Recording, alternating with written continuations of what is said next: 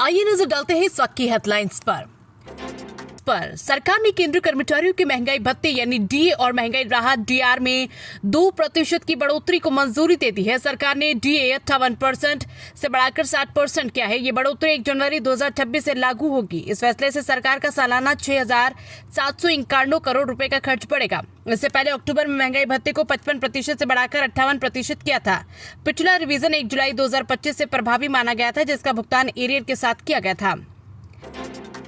Iran ने फिर से होर्मुज स्ट्रेट बंद कर दिया। इसे शुक्रवार को खोला गया था, लेकिन अब इस समुद्री रास्ते पर पाबंदियां लगा दी गई है।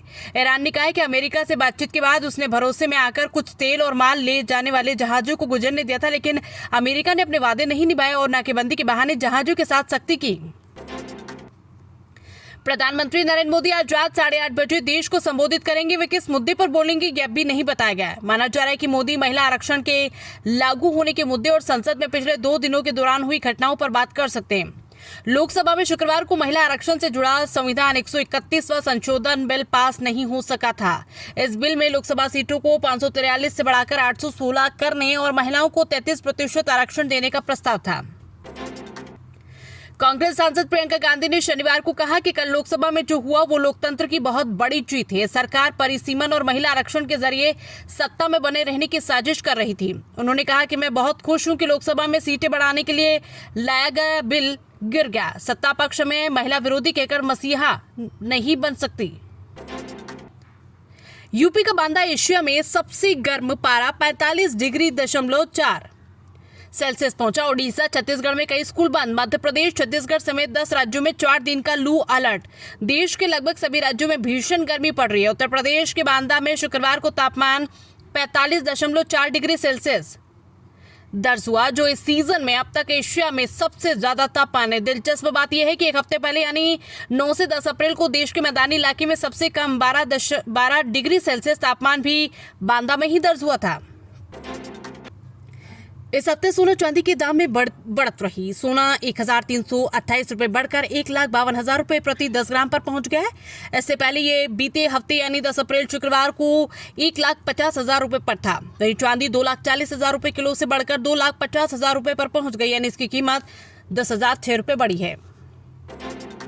ब्यावर में एक होटल के बाहर चारपाई पर सो रहे 3 युवकों पर मुंह बांधकर आए 10 से ज्यादा हमलावरों ने लाठियों से हमला कर दिया। उन्होंने युवकों को बेरहमी से पीटा और 50,000 रुपए कैश के साथ सोने की चेन भी लूट के फरार हो गए।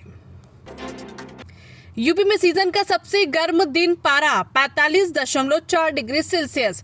स्कूलों की टाइमिंग बदली, चलती बाइक में आग लगी, हाथी को बार बार नहलाया जा रहा है। यूपी में भीषण गर्मी पड़ रही है। पारा 45 डिग्री सेल्सियस के पार पहुंच गया है। शनिवार सुबह ज्यादातर जिलों में तेज धूप है, गर्म हवाएं चल रही है।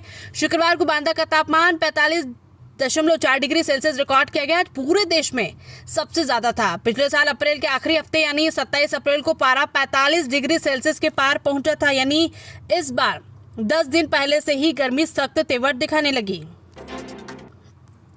ग्वालियर में इंस्टाकार्ट का डिलीवरी बॉय 21 जनवरी से लापता है। वो 28 पार्सल लेकर निकला था, लेकिन शाम तक नहीं लौटा।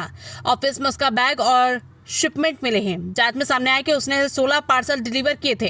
5 सही मिले, जबकि 7 पार्सल में आईफोन की जगह पत्थर पाए गए। करीब 3 महीने से लापता ध्रुव सेम के खिलाफ क्राइम ब्रांच ने 16 अप्रैल को धोखाधड़ी का केस दर्ज किया। 7 आईफोन की कीमत करीबन 10 से 11 लाख रुपए बताई जा रही है।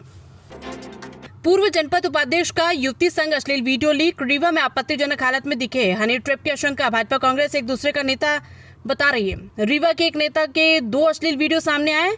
जानकारी के मुताबिक ये वीडियो पूर्व जनपद उपाध्यक्ष विनोद मिश्रा के बताए जा रहे हैं। वीडियो रीवा में ही शूट हुआ है।